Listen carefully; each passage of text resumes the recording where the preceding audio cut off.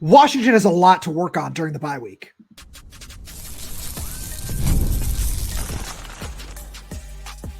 You are Locked On Huskies, your daily podcast on the Washington Huskies, part of the Locked On Podcast Network, your team every day. Welcome back into another edition of the Locked On Huskies podcast. I'm Roman Tomashoff. That's Lars Hanson. He's site editor with Athlon Sports' Inside the Huskies. I'm the site editor with Huskies Wire. Thank you for making this your first watch or first listen today, as we are part of the Locked On Podcast Network, your team every day. And today's episode is brought to you by Game Time. Download the Game Time app, create an account, and use code LOCKEDONCollege for $20 off your first purchase. Lars, we got a really fun show coming at the Everydayers today. We're going to get into some basketball talk because we were able to talk to a lot of the basketball guys for the first time today on Tuesday as we're recording this. That was really awesome. Got some fantastic quotes out of the guys. We're going to talk about Jedd's $20 million roster comments, where we saw a lot of discourse about this on Twitter, on social media. We thought we'd weigh in, at being at the press conference and everything. I know you and I both have some very strong feelings on the matter there, but we got to start with Washington's biggest area of improvement. There's another thing that Jedd Fisch said during that press conference was, we're going to dive into everything. We're going to dive into, whether it be red zone offense, defense, special teams, everything is getting a look. We're going to look at all of it. And I think you and I are in agreement. The biggest need of improvement, the biggest area of improvement for all of this is a need to improve in the red zone. Yeah, it's one of the only, well, not one of the only, because there's a handful now, but the one that's the most glaring is you're 119th, I believe, in the country in red zone efficiency. They're above 50. They're right at about, basically, ironically, actually, of their 28 red touchdowns, right? Well, in terms of, yeah, exactly. Well, for that reason, they're 28 attempts and 14 touchdowns. So you're scoring half the amount of touchdowns. That doesn't even include the field goals. And then, much like we saw at Iowa, where Jedd's like, would have loved to have not had that field goal blocked. And it's like, again, you already know you're having struggles in the special teams, which we'll get to later in this segment. But I'm not going to repeat the verbatim quote, but again, as Jonah Coleman alluded to after the game, and Jedd Fisch reiterated, got to score points in the red zone. And Jedd said that after the game against Washington State, where it was, well, I'd love to have 42 points instead of 21. It's like, okay, that was like 3-4 weeks ago now, and we're still here having the same discussion. And we could say, oh, well, hey, some of the penalties haven't been as bad, or there's different penalties, but whatever the case is, whether it's execution, play calling, because again, I think it's a combination of both. It's not just execution. It's not just play calling. I do think it is probably a Venn diagram on some level of both, but it's still happening. And so that's what has to change coming out of this bye week. I'm 100% in agreement with you here, where the number one thing I look at is certainly where you're absolutely right. It's a mix of both. Because I couldn't figure out where it's like, all right, does it need to be more over here or more over there? Where you look at the offensive line, especially in this last game against Iowa, and you say, yeah, that needs to be better.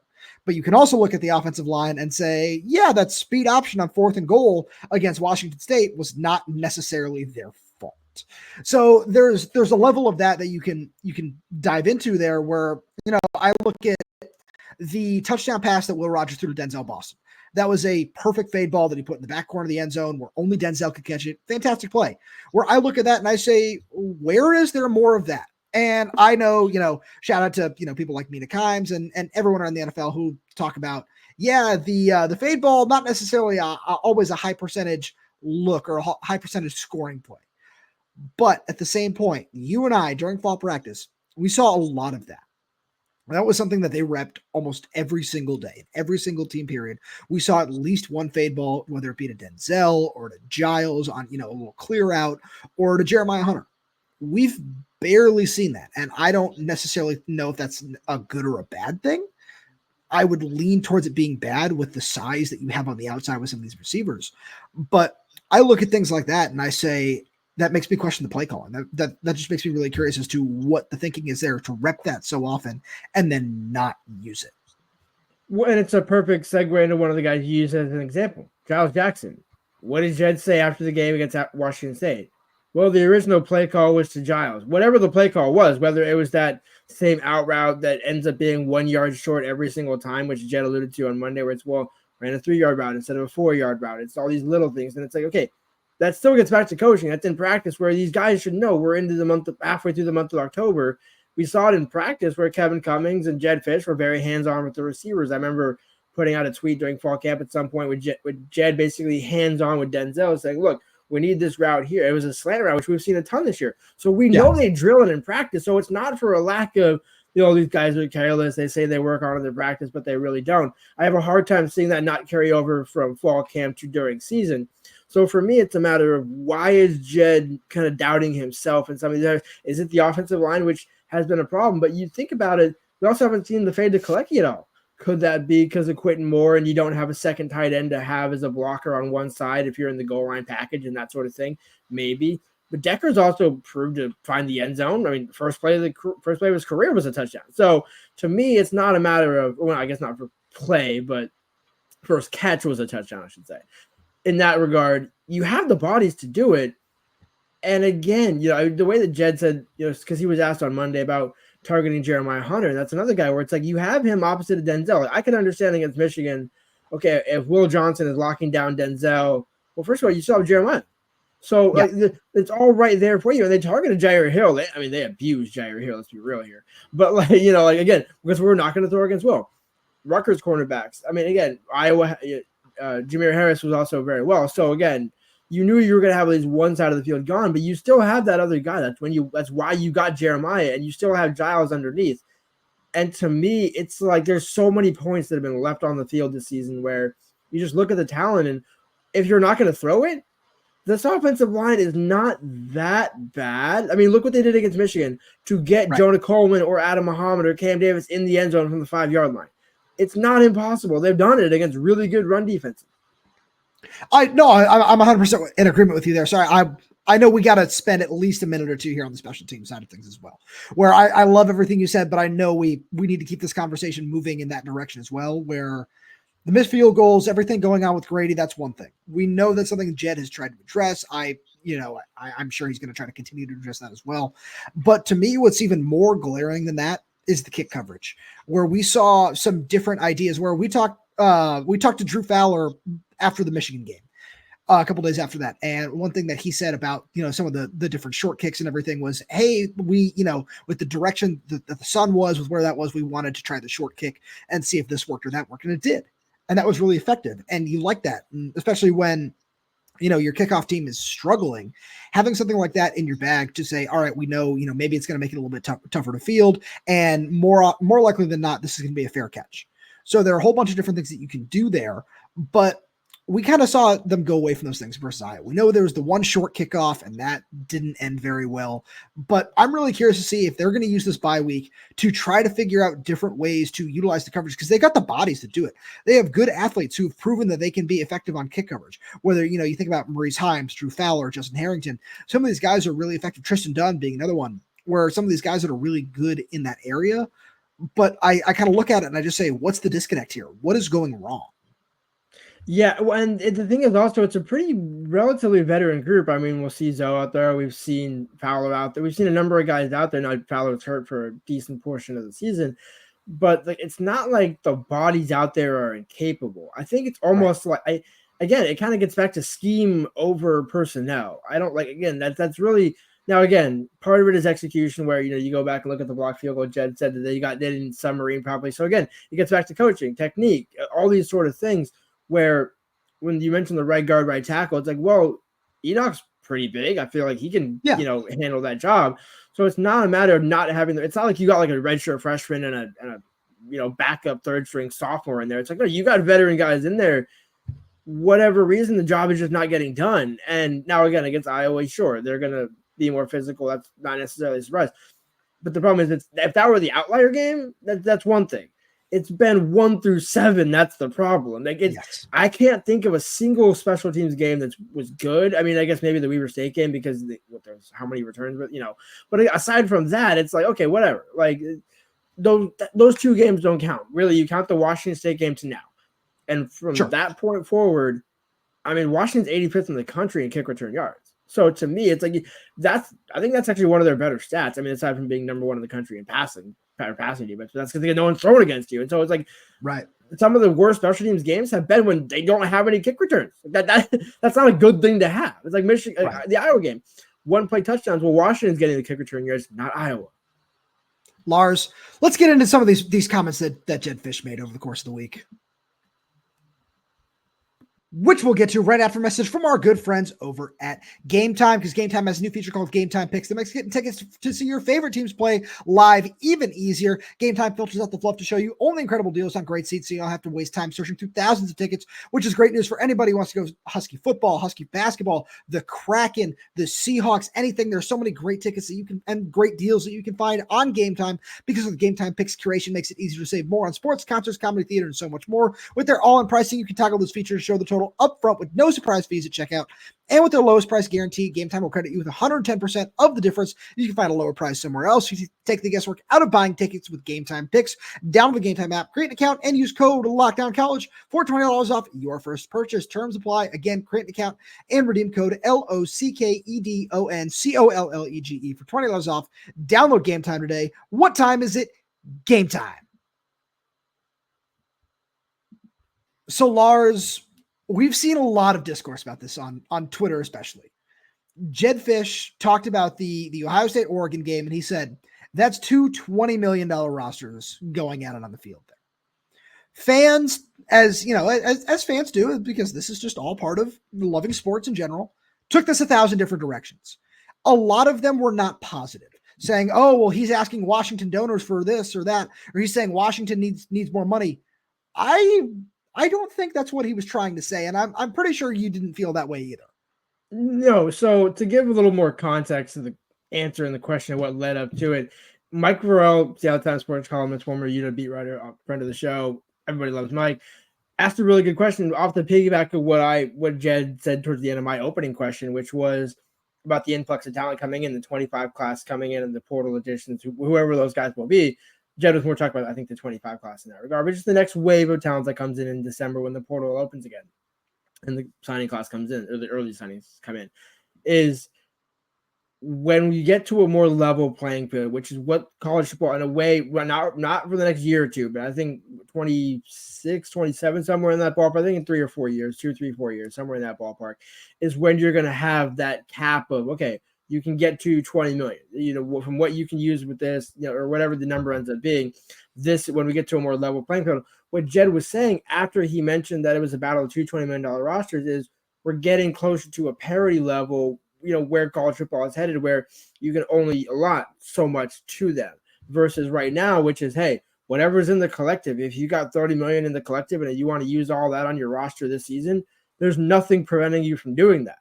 There is no cap this year. So that's, Jedd is basically alluding to what the current model is with that game in respect to that game versus where the sport is going, which is what nobody picked up on because that came after the $20 million line. It's almost like you're hearing something. Oh, what? Let me pass that along. And it's like, wait, but the person's still talking on the other end. They didn't just end the conversation right there. No, that's a really good point. And another thing to kind of add to this is one thing you said about the perspective of that, where we know that both of those teams have pushed all their chips in the middle of the table, saying we are going to go after a national championship this season, which, as we're very familiar with, Washington did last season. Was Washington's roster a $20 million roster? No. But was it certainly one of the more well taken care of NIL teams in the country last season, even though it wasn't publicized? Yes. Lars, you and I both know that. The answer is yes. So we can look at this in a whole bunch of different ways. And when I look at this from a Washington perspective, I look at this recruiting class. I look at some of the transfer portal guys, and I look at what Jedd has done in terms of, you think about the Go Big donation stuff. You think about Montlake Futures and how he's been getting more involved with that now that that's something that coaches are allowed to do. You think about some of the ways that he's been involved around this program. All he's talking about is just saying, hey, look at the financial investment that some of these other teams are making. And yeah, he is saying, for sure that Washington needs to level up and keep going, where he's absolutely made those points. But in this particular case, that was not the instance. And that was not the message that was, that I took away from that.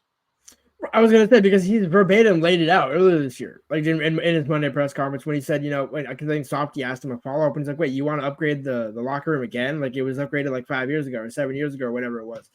And Jedd was like, well, yeah. So he got into the details of what to upgrade then. This was more just a general statement of kind of what that game was. I mean, that's what's kind of ironic is everyone was hopping on Jedd for saying the $20 million thing. Everyone has said that about this game or about the Ohio State game. Like that was not it's like, what are you going to say about the Georgia-Alabama game? Is that a battle of $10 million rosters? $5 million? Like, no, come on. Like, we both know. Georgia-Texas this weekend. Same thing.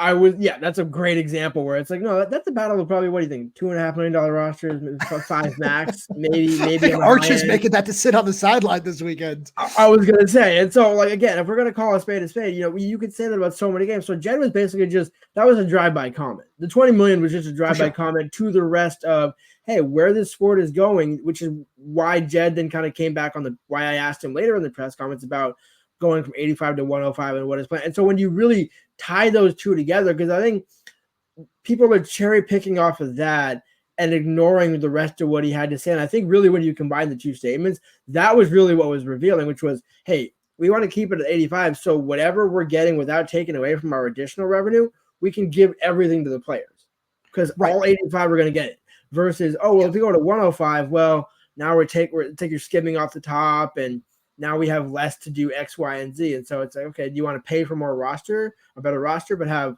less recruiting help? Money's got to go around somewhere. So it's a matter of Jedd basically saying, look, when we get to a slightly more level playing field, before the show, I used the comparison, an NFL salary cap versus what Major League Baseball has with the luxury tax. Right now we have the luxury tax where Oregon, Ohio State, Georgia, Alabama can pay whatever you want, except there's no back. But there's no back. Washington, Oregon State, Washington State, all the smaller schools in the Power 5 do not get a cut of what they're using. So unlike the MLB. But the NFL, which was, hey, here's the strict salary cap. You can spend up to that. Some also can go over the salary cap gymnastics and all that, which we're not going to get into. But it's at least more within the realm of like, hey, like the Patriots roster versus the Seahawks roster is not a battle of 20 versus 10. It's a battle of, what year is your quarterback and more than anything else. It's the level playing field that he said, where it's about finding a way to make this all level playing field, which, we've heard the Wild West comments. We've heard all these things about NIL, what it is. And that's kind of where we are, and that's the thing where Washington was able to take advantage of that last year, where Washington made sure that to take care of the superstars, the high intel on the roster, they still obviously did a good job of taking care of everybody. But do you think that Rome Odunze and Michael Penix just kind of hung around? Like, is that something that you think just happened?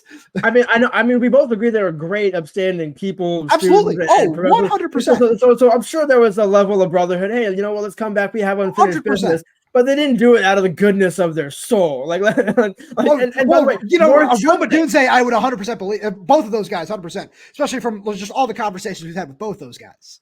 Yeah, and again, obviously with Rome being here in 2020, again, I'm sure it's like, hey, the way I started my career, let me end it on a better note than how I came in.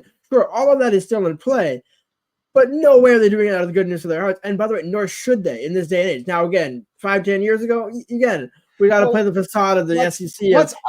Come back for the goodness of your heart. My dealership over here might take care of your grandma on the side. I want to push back on one thing there where I feel I know what you're saying, but it's not necessarily because they're fantastic people where it's, they're just being well taken care of because we know they all wanted to come back and go after that national championship and do all that together. So from that part, yes, it's out of the goodness of their hearts. But in total here, in all of that, where when we look at this roster, we know Washington has the resources. Jedd Fisch is not saying Washington is underfunded and doesn't have the resources to compete. Where he's just saying we need to push this roster to a higher standard. We need to push this program in total to a higher standard as being part of the Big Ten. Because one thing I asked him, I said, hey, what did you learn about your team and this program after that loss, after the loss to Iowa? And the first thing he said was the physicality, how big those guys are. That's important. He talked about the atmosphere. He talked about all these different things. He talked about, when we go to Penn State, when we go to some of these different places, we're going to be playing in front of absolutely gigantic crowds that are, that bigger than the national championship. There'll be more people at that game than there were at the whiteout game than there were at the national championship. And that's the point he's making. He's saying, for sure, Washington is in a great spot, but you need to continue leveling up. And that's why we spent so much time yesterday talking about his comments about adding players to the 2025 class and beyond. And because it's all about leveling up. That's the thing that I think I enjoy most about what Jedd has to say and some of his candor is he talks about everything in terms of leveling up and moving forward and pushing that. He's saying, yeah, we just did this renovation a couple of years ago in terms of the locker room, but look at some of these other elite programs, how many times they've done this or done that, where I'm sure some people look at that and just say, oh, well, he's making comments about Washington saying he doesn't like this or that. No, it's about continuing to be on the cutting edge, because that's what college football is. And that's where you need to be if you want to be successful and see what last season was and do that year in and year out, because it is achievable. It is. Chris Peterson proved that. But you need to continue doing that and continue pushing forward. Exactly. And I think that's why when we get back, when you look and, as frustrating as it is, because again, you're coming off a national championship, as you said, but Jedd's building the foundation here. You have both tackles who are coming back next season. You can still add reinforcements and also all those sort of things. But this is like a foundational piece. And so everything Jedd's saying this year is foundational. And he's not wrong when he's saying it. Right. No, and that's it. It's a lot of this. And again, tying it back into yesterday's show, it's about the foundation, and he's building a really solid foundation. He's just saying we need to keep going higher. We can't just say, all right, we got here and this is great, we can make this work for 5-10 years. It's always pushing me better, always trying to innovate. That's what Georgia does. That's what Texas does. That's what a lot of these elite programs do, is they are continuing to push on the cutting edge in everything every single year. And when you're talking about it every day, I'm sure some people are saying, all right, it gets a little exhausting, it gets to be a little much. For sure. I get where people are coming from when they say that. But that it's about never just standing pat and saying, I'm happy with what I have, we can rest on this. It's not, to bring it back to the NFL, as Jen always does, it's not saying, all right, hey, we drafted, I'm just going to, say CJ Stroud here. Fantastic young quarterback, out of this world good last year. When he gets paid in a couple of years, you can't just say, all right, we're going to sit back and rest on that. No, it's about finding ways to continue to invest and put guys around him. You got to keep pushing forward with all of that, with everything. And Lars, with that being said, let's switch gears a little bit here, because we learned a lot of really fun stuff about friend of the program, Danny Sprinkle. We'll get there right after a message from our good friends over at FanDuel. Hey, NFL fans, you start the season with a big return on FanDuel, America's #1 sportsbook. So when you get the hunch in the middle of a game, you can check out the latest stats, view live play-by-play, and so much more on the same page where you place your bets. You get started with $200 in bonus bets guaranteed when you place your first $5 bet. That's at FanDuel.com. And I got some really fun ones here that I've been cooking up, because I like looking at these Thursday night games. And I love Alvin Kamara in this Thursday night game against the Denver Broncos, where I like his overs in just about every category. But the ones I'm really looking at here, I love anytime touchdown for him, and I love his over on receptions and receiving yards. I haven't been super impressed with this Denver defense, their ability to cover guys underneath. We saw what Kamani Vidal, the Los Angeles Chargers, did to him in terms of running backs getting involved out of the backfield. And I think it could be a huge day for Alvin Kamara. So, Lars, when we look at what Danny Sprinkle is doing, we had him on here over the summer. We had a lot of fun talking to him. We got a chance to finally talk to some of the basketball players. Unfortunately, Grady Gross was not able to attend today, but some of the other guys we talked to, we learned a lot about this team. And one of the best things was we got to talk to freshman point guard Zoom Diallo. And we asked him, we asked everybody about, we talked about physicality on the football field. The Big Ten is a very physical basketball conference as well. And Zoom Diallo told us a really interesting story that Danny Sprinkle one day held a 3-on-3 practice where it was basically street ball, where there were no fouls called, where you just had to play through no matter what was going on the court. And our good buddy Dan Reilly asked him, was that fun? And he was like, no, it wasn't. And we asked, a couple of the other guys, and they all had a very similar answer, where it's Danny Sprinkle treats some of his practices like football practices because they're that physical, because he knows what he's going into. I wonder where he gets that from. I wonder maybe if it's a cut off the family tree. Maybe thought of that. But no, but I think it's what Danny's kind of said from day one, and he said on when we had him on, which is, hey, look, we're going to love on him. We're going to treat him right. We're going to do all that. But we're going to be tough on him. And we're going to be, because again, and as you were saying that, as you're kind of just listening to the players talk about, when Zoom's like, no, I hated that. But again, that's the thing. It's like when you're down 8 to Purdue, or, you're down 8 to Indiana on the road, or whatever you want to say. Because I should probably know this schedule off the top of my head. Wrote that on Alpha Sports. Go check it out. They finally announced. Well, I was going to say they announced the TV times. Well, that's why I actually wrote that story. So right. I should know that off the top of my head, but too many things going on here. and not enough going on there, some people would say, but a mixture of both. But with that same vein, it's not always going to be fun. And as Danny Sprinkle kind of alluded to on the show, year one, you can't always strike lightning in a bottle, so it's gonna be tough. That's why again, I don't think they've gone back to it, and I kind of hope they don't, because the whole Mike Hopkins mantra of tougher together, it's like, it was a great mantra. It was perfect. It was, it's like refuse to lose for the Mariners. It's like, love it, perfect, but not from you. Like, not from you. Like, it's like taking life advice from Tekashi 6ix9ine. Great advice, fantastic advice. I'm not taking it from you. I will take it, that exact same word for word verbatim advice, from anybody but you. And I don't mean that as a shot against Hopkins, because again, I love Hop. You know how much I would stand on business for Hopkins. 100%. But it was a case of just look, like, they were not tough. I think Sprinkle, especially with his father, right, can push yourself over there and get it together. Oh, that was a good one. But keep it in, because that was good. Because again, I think that's the other side of Danny Sprinkle. You can see these players love him. They love to play for him. And again, to get to play for a tough coach, that takes a lot of respect for the players. And so the fact that Danny can cultivate that, being a winner at Utah State and Montana State, coming to Washington now, he's really, it seems like that culture, again, you can't see it until we fully see it on the court, early November, late October. But I really think like Danny Sprinkle knows how to build a culture. And that's one thing that we're kind of seeing. It starts with the physicality and kind of just the mental side of it, being able to weather these storms no matter what. You're not going to like it, but this is the cost of playing basketball. I'm still just trying to taking life exception to Tekashi 6ix9ine. That killed me. That was absolutely fantastic. So I agree, because one thing that Franck Kepnang said was, he talked about, all right, he said, me, Great Osibor, and Casey Ibekwe are going to be, we pride ourselves, we want to make ourselves the 3 most physical big men in the country. And he talked about how hard they've worked out to get to that point. And he said, we take a lot of pride in it. He said, if you aren't practices with us are really, really hard. If you aren't tough, you can't practice with us.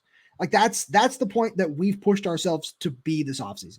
And especially hearing that from a guy like Frank, who can be such a tone setter on the court, especially, he's dealt with some injuries over the last 2 years. Hearing that from him was really great to hear, because you look at just everything around this roster. You see guys that can shoot the ball. I wrote a story about DJ Davis over on Huskies Wire, who said, yeah, my parents told me that I was flicking my wrist coming out the womb. And I was like, all right, you are the best shooter in the country. I am 100% in your corner for everything that you're going to do this season. Where we hear things like that, and you just say, all right, this team has the talent. They have the ability to defend. They have scores. They have playmakers. They have facilitators. They just need that toughness. You need to make sure that's there. And it seems like Danny Sprinkle has really hammered it home that that's what this team is going to pride itself on.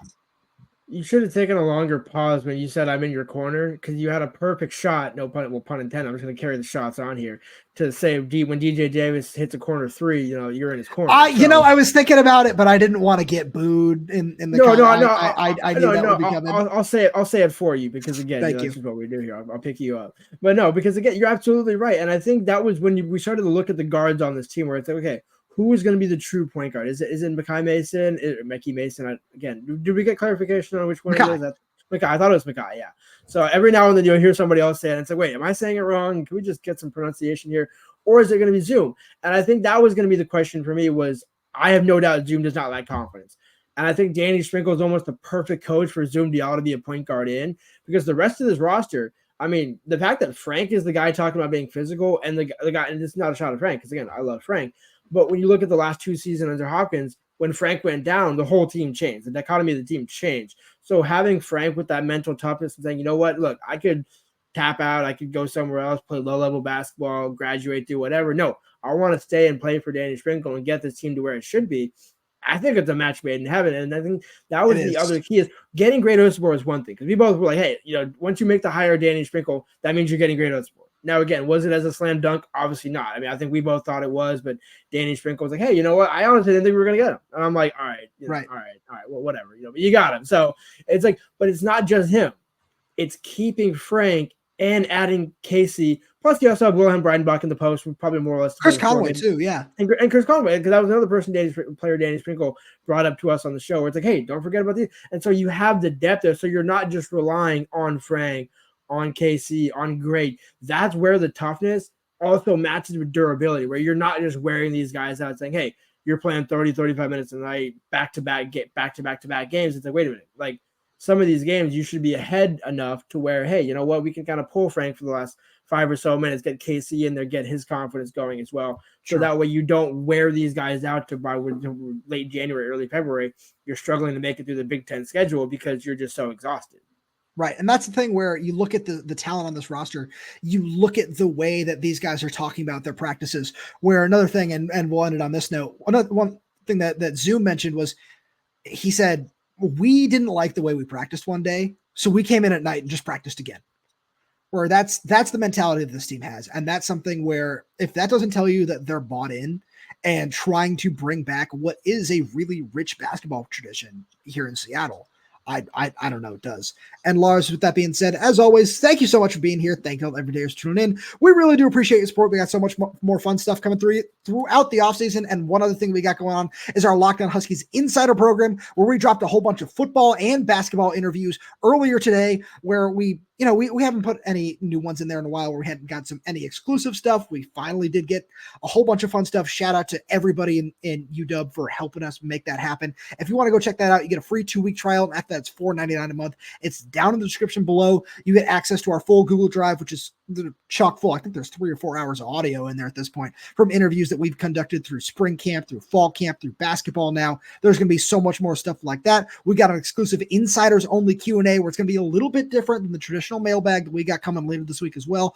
So if you're interested in any of that, again, the link is down in the description below. And if you like everything we got going on here, make sure you subscribe wherever you get your podcast, whether that's YouTube, Spotify, Apple Music, Amazon Music. We're there. We're everywhere. We're updating this channel with new content every single day. So make sure you click that like button, click that little bell so you never miss when we post a new video. You got any questions, comments, concerns, jump right down below in the comment section. And if you're audio only, please leave us a 5-star review, as it does help us out a lot. Thank you so much for tuning in, and we will talk to you on Thursday.